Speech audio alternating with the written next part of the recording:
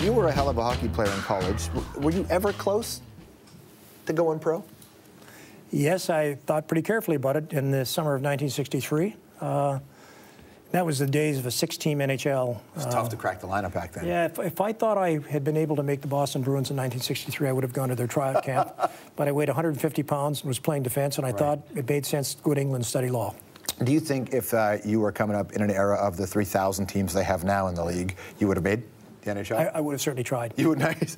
Have you ever had a moment where you've had to rely on your hockey equipment, like hockey tape? What's like your most? Red Green made it famous for the way he used duct tape. How about you and hocky tape? Well, you know a story about that, I think, George. I know what I think is true, but I don't know if it's true. It is true, alas. This is awesome. Yeah, I remember it every time I ever begin feeling a little bit pompous and mighty. Yeah.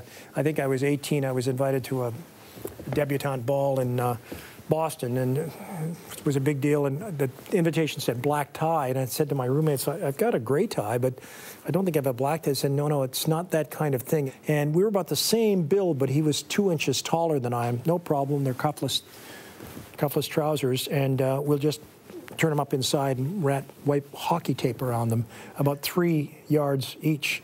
And lo and behold, there I was Saturday night at 2 o'clock in the morning, and I was out in the middle of the dance floor, and I couldn't understand why I was the center of attention. And I was dragging 2 3-yard strands of white hockey tape behind me. From your pants? From my pants. That's fantastic. That's right. I hope you were at least drunk for part of it, so you had an excuse. I was dancing beautifully. I imagine you were. But except for the hockey tape. True or false, you've been known to BlackBerry while in church? Yes, but it's to summarize the sermon for my children.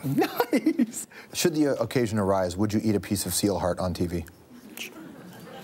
If required, yes. Not that we have any natural enemies, but if we did, which country is closest to being Canada's nemesis? Oh my! I think that changes from time to time in the circumstances. But I'm not dodging your question, but I am in a way. Our real enemy is ignorance of other countries. I think, George. I think we just have to work so much harder to be aware of the globe. And if I were king for a day in terms of university education, well, technically you are. There you are. I would make it possible for every Canadian young person to spend half a year in another country in an academic situation or a work situation, and preferably in a language other than their own, just as a great learning experience. A lot of people talked about the royal wedding as this big deal. You saw it. What was it like? Well, take any superlative, put the word magic in front of it, it fits. But the best picture that we had, my wife and I were meeting with the Duchess of Cambridge, and we were saying how excited we are about her and her husband coming to Canada and being with us. And I said, our 4th granddaughter is actually christened Kate.